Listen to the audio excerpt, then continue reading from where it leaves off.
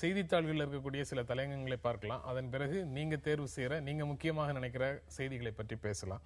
தினத்தந்தியில அதிகாரிகள் செயல்பட வேண்டிய நேரம் இதுன்னு ஒரு தலையங்கம் எழுதியிருக்கிறாங்க. மத்திய அரசு செயலாளர்களோட பிரதமர் நரேந்திர மோடி நடத்தின கூட்டத்தை பற்றி அந்த தலையங்கம் எழுதியிருக்கிறாங்க. இது அதிகாரிகளுக்கு நம்பிக்கை ஊட்டியிருக்கிறது, இனி செயல்படுவது அதிகாரிகள் கையில தான் இருக்கு அப்படின்னு அந்த தலையங்கம் சொல்லுது. தினமலர்ல வீதாச்சார பிரதிநிதித்துவம் பற்றி திமுக பேசியதை குறிப்பிட்டு ஒரு தலையங்கம் எழுதியிருக்கிறாங்க. 24% வாக்குகள் பெற்றும் ஒரு எம்பி கூட கிடைக்கலையேங்கிற ஆதங்கத்தில் வந்த குரல் இது. தேர்தல் சீர்திருத்தங்கள் குறித்து பல முறை பேசப்பட்டிருக்குது. ஆனால் வீதாச்சார பிரதிநிதித்துவத்தின் கருத்து எடுபடுமாங்கிறத மக்கள் தான் முடிவு செய்யணும் அப்படின்னு தினமலர் சொல்லுது. தமிழ் இந்துல தொழிற்சங்க தலைவரோட மத்திய அமைச்சர் அருண்ஜேட்லி பேச்சுவார்த்தை நடத்தது, பட்ஜெட் தொடர்பான பேச்சுவார்த்தை நடத்துறதை பத்தி ஒரு தலையங்கம் இருக்கிறாங்க. புதிய ஓய்வூதிய திட்டத்தை திரும்ப பெறணும், கட்டமைப்பு துறைகளில் அரசு முதலீடை அதிகப்படுத்தணும் அப்படின்ற மாதிரியான கோரிக்கைகளை தொழிற்சங்கத்திலிருந்து வலியுறுத்தி இருக்கிறாங்க. இந்த ஆலோசனை கூட்டத்தில் சொல்லியிருப்பதை குறித்து அரசு யோசிக்க வேண்டும்னு தமிழ் இந்து சொல்லுது. டைம்ஸ் ஆஃப் இந்தியாவில் கழிப்பறைகள், பொது சுகாதார தேவைகள் இதை மேம்படுத்துவதன் மூலமாக ஏற்படக்கூடிய நன்மைகளை மத்திய அரசுகள் இதுவரைக்கும் அலட்சியப்படுத்திட்டு வந்திருக்குது. பெண்களுக்கு எதிரான குற்றங்கள், குழந்தைகளுக்கு ஊட்டச்சத்து குறைபாடு போன்ற பிரச்சனைகளுக்கும் இதற்கும் தொடர்பு இருக்குது அப்படின்னு டைம்ஸ் ஆஃப் இந்தியா சொல்லுது. தி ஹிந்து ஆங்கில நாளிதழில் பாரதிய ஜனதா கட்சி அரசினுடைய நகர மேம்பாட்டு திட்டங்கள் பற்றி ஒரு தலையங்கம். புதிய நகரங்கள் 100 உருவாக்கப்படும் தேர்தல் அறிக்கையில் பாஜக சொல்லியிருந்தது. 50லேயே நகரமயமாக்கல் குறித்த பேச்சுக்கள் வந்தது. இப்போது அது பிஜேபி கையில் எடுத்திருக்குது. புதிய நகரங்களை உருவாக்குறதுல எல்லா இடங்களுக்கும் ஒரே மாதிரியான கொள்கையை வச்சுக்க முடியாது அப்படின்னு ஹிந்து சொல்லுது. டெக்கான் கிரானிக்கல்ல நாடாளுமன்ற தேர்தலில் இடதுசாரி கட்சிகள் அடைந்திருக்கக்கூடிய மோசமான தோல்வி பற்றி தலையங்கம் எழுதியிருக்கிறாங்க. எல்லாரும் காங்கிரசினுடைய தோல்வியை பற்றி தான் பேசுறாங்க. ஆனா இடதுசாரிகளுக்கும் மிகப்பெரிய பின்னடைவு ஆயிருக்குது. சிபிஎம்முக்கு திரிபுராலையும் கேரளாலையும் மட்டும்தான் ரெப்ரசன்டேஷன் கிடைச்சிருக்குது. இந்திய அரசியல்ல சிபிஎம்முக்கு எதிர்காலம் இருக்குதா அப்படிங்கிறதே ஒரு மிகப்பெரிய கேள்வியாக இருக்கு அப்படின்னு சொல்லி டெக்கான் கிரானிக்கல் சொல்லுது. இனி லெனின், உங்களுடைய பார்வையில முக்கியமாக தெரிகிற ஒரு செய்தி இன்றைய நாளிதழ்களிலிருந்து. இன்றைய நாளிதழில் தினமலர்ல கட்டணத்திற்காக தண்டனை கூடாது அப்படிங்கிற தலைப்புல பள்ளிகளுக்கு இயக்குநரகம் எச்சரிக்கை செய்தி வந்திருக்கு. இது ரொம்ப அவசியமா நான் கருதுறேன். ஏன்னா இன்றைக்கு எல்லா தனியார் பள்ளிகள்லையும் 25% ஏழைகளுக்கு ஒதுக்கீடு இருக்கு. இப்போ அந்த ஏழைகளுக்கு ஒதுக்கீட்டில் என்ன வருதுன்னா, இவங்கெல்லாம் பணம் இல்லாமல் வர்றாங்களே அல்லது அரசாங்கம் செலுத்துகிற பணத்தில் வர்றாங்களே என்று பாகுபாடுபடுத்தப்படுகிறது. இந்திய அரசியல் சாசனமே கல்வியின் நோக்கமே பாகுபாடுகளை ஒழிப்பது தான். ஆனா அதே கல்வி கூடங்கள்ல பாகுபாடுகள், பணம் கொடுக்கிறவங்களுக்கு ஒண்ணு, கட்டணம் செலுத்தாதவங்களுக்கு வேற வசதியற்ற ஒரு கட்டணத்தை தான் அரசு செலுத்தி இருந்தாலும் வகுப்பறையில அவர்கள் தனியாக உட்கார வைக்கப்படுறாங்க, பாகுபாடு காட்டப்படுகிறது, இதெல்லாம் வருது. அதே போல கட்டணம், பொதுவாக கட்டணம் செலுத்துறது பெற்றோர்கள் தான் இந்த பள்ளி வேணும்னு போய் போறாங்க. எந்த கூடத்தையும் நான் இந்த பள்ளியில் தான் படிப்பேன் என்று அடம் பிடிப்பதில்லை. அப்ப அது மாதிரி சேர்க்கிற போது கட்டணம் கட்டலைனாக்கா பெற்றோர்களை கேட்கணும். ஆனா குழந்தைகளுக்கு தண்டனை வழங்கப்படுகிறது, குழந்தைகள் மீது நடவடிக்கைகள் எடுக்கப்படுகிறது. இது தவறானது. இன்னும் சொல்ல போனா இது ஒரு அரசியல் சாசன நடைமுறையை மீறுகிற செயல், சட்ட விரோதமான செயல். இதை இன்றைக்கு கட்டுப்பாடு என்கிற பெயரால், ஒழுக்கம் என்கிற பெயரால் நிர்வாகங்கள், பள்ளி கல்வி நிறுவனங்கள் இவ்வாறு மேற்கொள்வது மிக மோசமானது. அதை இன்னைக்கு பள்ளிகளுக்கான இயக்குநரகம் எச்சரிக்கை தெரிவிக்கிறது. இது எச்சரிக்கையோடு இல்லாமல் நடவடிக்கைக்கும் உள்ளாக்கணும் என்பது என்னுடைய தாழ்மையான வேண்டுகோள். அந்த செய்தி ஒரு முக்கியமான செய்தி.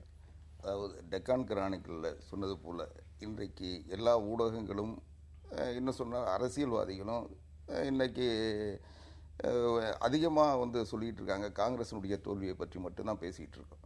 ஆனால் இன்றைக்கு இடதுசாரி இயக்கங்களினுடைய தோல்வி என்பது இந்திய ஜனநாயகத்திற்கு ஒரு பெரிய பாதிப்பை உருவாக்கும் என்பதில் மாற்று கருத்து இல்லை. அவங்க ஆளுகின்ற வாய்ப்பை பெறுவாங்கன்னு எதிர்பார்க்கலனாலும் அவங்களுடைய தேவை என்பது இந்திய அரசியலில் இன்றைக்கு இருக்கின்ற ஜனநாயக கட்டமைப்பில் அவசியமான ஒன்று. அவருடைய கொள்கைகள், அவருடைய நடைமுறைகள் இருந்தால் தான் ஒரு ஆரோக்கியமான ஜனநாயகம் தொடரும்ன்றது ஒரு நல்ல சிந்தனையாளர்களுடைய எதிர்பார்ப்பாக இருந்து கொண்டிருக்கின்ற நேரத்தில் இவ்வளவு பெரிய வீழ்ச்சியை அந்த இடதுசாரி இயக்கங்கள் சந்தித்திருப்பதை விமர்சிக்கவோ அல்லது அதை பற்றிய கருத்துக்களை வெளியிடவோ இன்றைக்கு யாருமே முன்வராதது ஒரு கவலைக்குரிய விஷயம்தான். இன்னும் சொல்ல போனால் இடதுசாரி இயக்கங்கள் கடந்த தேர்தலை சரியாக பயன்படுத்தவில்லை என்பதுதான் உண்மை. இன்னைக்கு அவங்க வந்து பல 15வது நாடாளுமன்றத்தில் பல முன்வைப்புகளை வைத்தாலும் தேர்தலை எப்படி அணுகுவது அல்லது தேர்தலை ஒருங்கிணைப்பு செய்வதில் அவர்கள் கவனக்குறைவாக இருந்திருக்கிறார்கள். அவர்கள் அல்லது போதிய ஆற்றலை இல்லாமல் இருந்ததனுடைய விளைவு இன்றைக்கு அவர்கள் ஒரு பின்னடைவை மட்டுமல்ல ஒரு பாதிப்பையே சந்தித்திருக்காங்க. யாரையும் நம்பி உட்கார்ந்துட்டாங்கன்னு இல்ல, அதுதான் யாரை இல்ல. நான் இன்னும் நான் சொல்ல வேண்டாம்னு நினைச்சேன். நீங்க சொன்னதுக்கு பிறகு நான் இப்போ சொல்றேன்.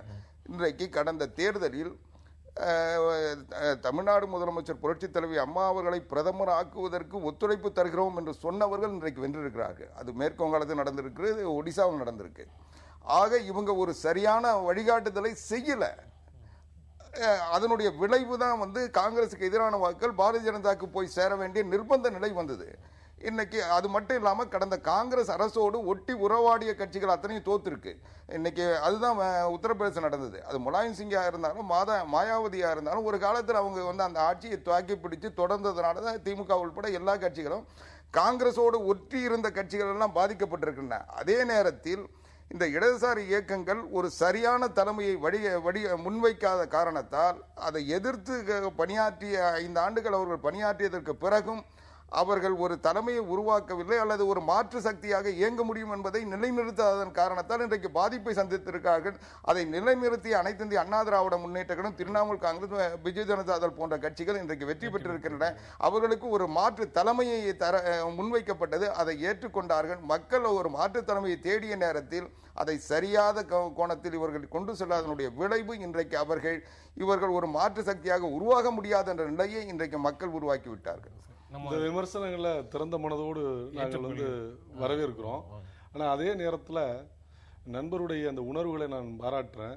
என்ன விஷயம்னா, இந்த இந்திய ஜனநாயகத்தையே பணநாயகம் தான் இன்னைக்கு கபலீகரம் கொண்டிருக்கு. கார்பரேட்டுகள் ஓரணியில் நின்று இடதுசாரிகளை அரசியலிருந்து அப்புறப்படுத்துவதற்கான பல முயற்சிகள் எடுத்தார்கள்.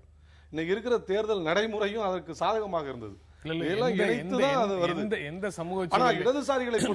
சமூக சூழல்லையும் இடதுசாரிகளை வளர விடுவதற்கு ஆளும் வர்க்கம், இடதுசாரிகள் சொல்ற ஆளும் வர்க்கம் அனுமதிக்காது. அதை எதிர்த்துதான் இடதுசாரிகள் ஒவ்வொரு இடத்துலயும் தங்களை வளர்த்து கொண்டிருந்தாங்க. இது ஒரு சின்ன பின்னடைவு. இந்த பின்னடைவில் இருந்து இன்னும் பெரும் வேகத்தோடு நாங்கள் எழுவோம்.